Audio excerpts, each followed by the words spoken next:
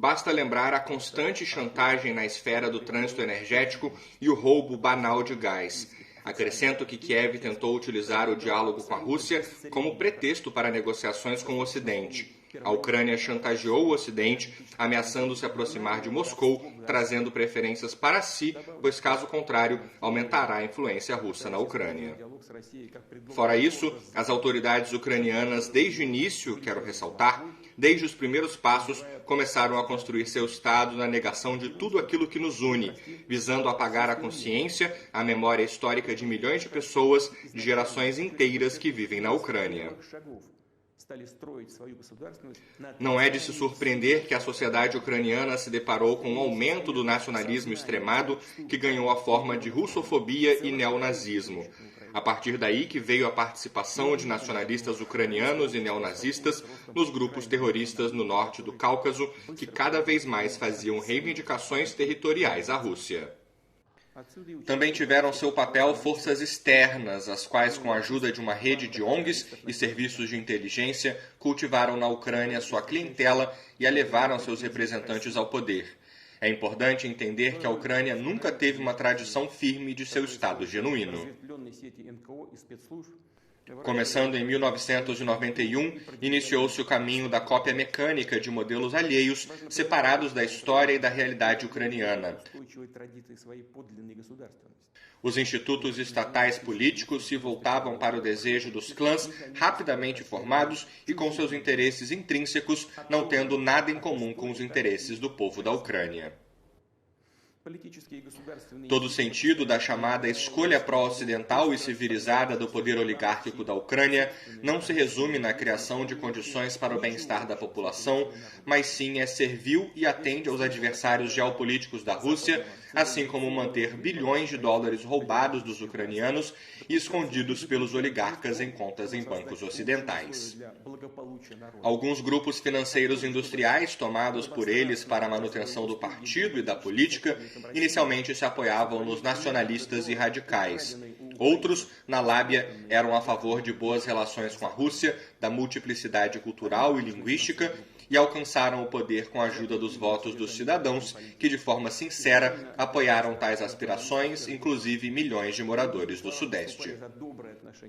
Mas ao receber os cargos, eles traíram seus eleitores, rejeitando suas promessas pré-eleitorais e conduziram sua real política sob a diretiva dos radicais, perseguindo seus aliados de ontem, ou seja, aquelas organizações sociais que apoiaram o bilinguismo e a cooperação com a Rússia. Se aproveitaram do fato de as pessoas que os apoiaram serem, por regra geral, seguidoras das leis de visão moderada, acostumadas a confiar nas autoridades. Eles, distintamente dos radicais, não seriam agressivos e recorrer a ações legais. Os radicais perderam totalmente a vergonha e suas pretensões cresciam a cada ano. Para eles não era difícil cada vez impor sua vontade ao fraco poder público, o qual foi tomado pelo vírus do nacionalismo e corrupção. Tal poder habilmente trocou os reais interesses econômicos e sociais do povo, a real soberania da Ucrânia, por diferentes tipos de especulações no campo nacional e a parafernália etnográfica externa. Um Estado firme não se formou na Ucrânia, mas os procedimentos eleitorais e políticos só servem para cobrir a reformulação do poder e propriedade entre os clãs oligárquicos. A corrupção, que sem dúvidas é um desafio e problema para muitos países, inclusive na Rússia, na Ucrânia ganhou um caráter especial. Ela literalmente absorveu o Estado ucraniano, todo o sistema e todos os ramos do poder. Os radicais se aproveitaram da insatisfação justa da população, realizaram um protesto e em 2014 tornaram o Maidan em um golpe de Estado, tendo cooperação direta com os serviços de inteligência estrangeiros. Segundo dados obtidos, a ajuda material do chamado acampamento de protesto na Praça da Independência em Kiev, por parte da Embaixada dos Estados Unidos, foi de $1 milhão por dia. Enormes quantias de dinheiro adicionais eram abertamente depositadas nas contas bancárias dos líderes da oposição. E estou falando de dezenas de milhões de dólares. e quanto receberam as pessoas que realmente sofreram, as famílias daqueles que morreram nos embates provocados nas ruas e praças de Kiev e em outras cidades, é melhor nem perguntar. Os radicais que tomaram o poder organizaram uma perseguição, um verdadeiro terror contra aqueles que se manifestaram contra as medidas inconstitucionais. Zombaram de políticos, jornalistas, líderes sociais e os humilharam publicamente. As cidades ucranianas foram tomadas por pogroms e violência, uma série de assassinatos escandalosos e sem punição.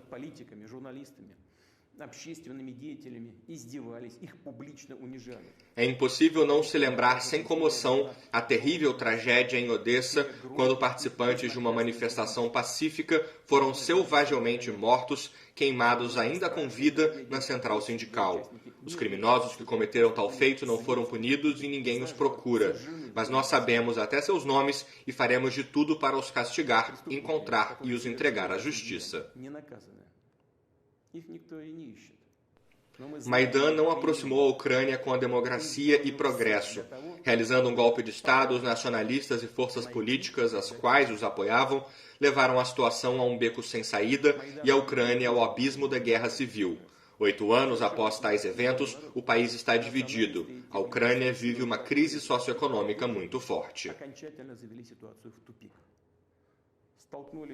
De acordo com organizações internacionais, em 2019, quase 6 milhões de ucranianos, enfatizo que isso é cerca de 15%, não dos aptos ao trabalho, mas de toda a população do país, foram forçados a emigrar em busca de trabalho, e muitas vezes, como regra, para ganhos diários não qualificados. O seguinte fato também é expressivo.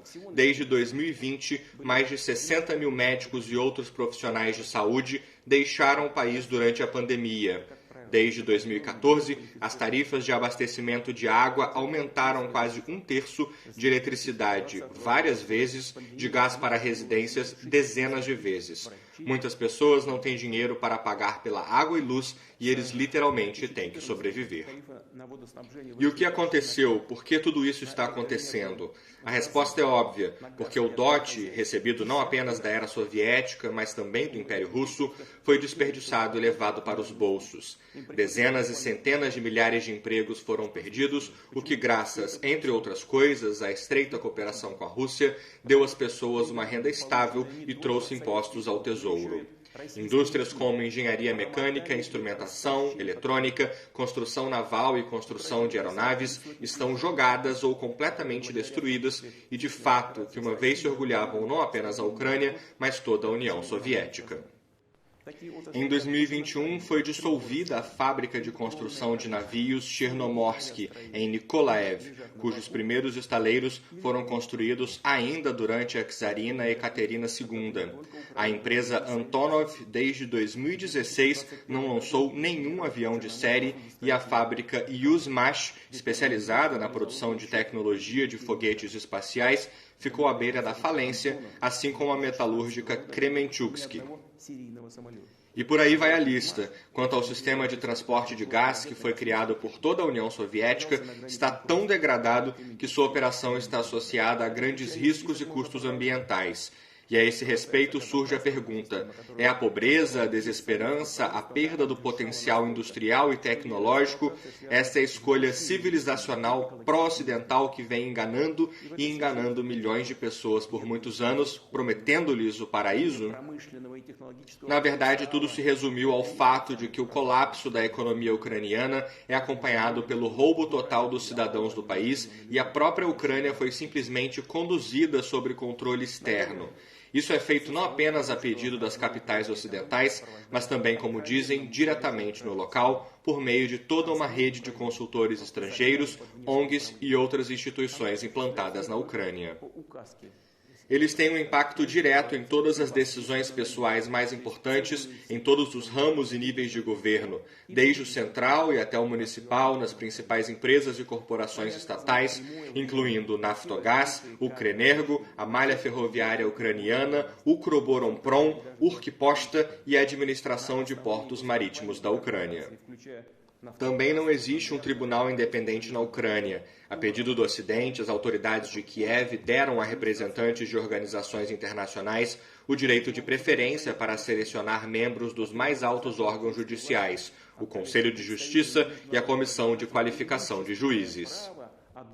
Além disso, a Embaixada dos Estados Unidos controla diretamente a Agência Nacional de Prevenção da Corrupção, o Escritório Nacional Anticorrupção, o Gabinete do Procurador Especializado Anticorrupção e o Supremo Tribunal Anticorrupção. Tudo isso é feito sob o pretexto plausível de aumentar a eficácia do combate à corrupção.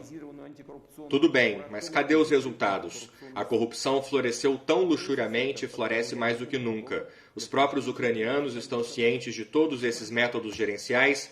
Eles entendem que seu país não está nem sobre um protetorado político e econômico, mas reduzido ao nível de uma colônia com um regime fantoche. A privatização do Estado fez com que o governo, que se autodenomina o poder dos patriotas, tenha perdido seu caráter nacional e esteja sempre conduzindo a questão para a completa dessoberania do país.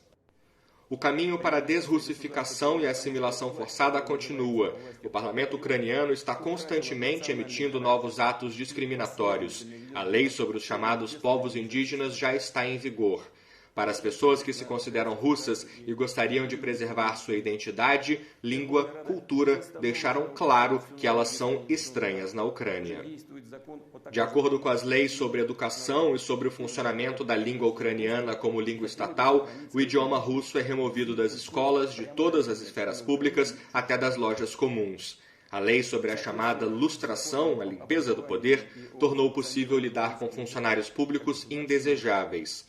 Proliferam os atos que dão aos órgãos de aplicação da lei ucranianos motivos para a dura repressão da liberdade de expressão, a dissidência e a perseguição da oposição. O mundo conhece a triste prática de sanções unilaterais ilegítimas contra outros estados, pessoas físicas e jurídicas estrangeiras. Na Ucrânia, eles superaram seus curadores ocidentais e inventaram uma ferramenta como sanções contra seus próprios cidadãos, empresas, canais de TV, outras mídias e até deputados do parlamento.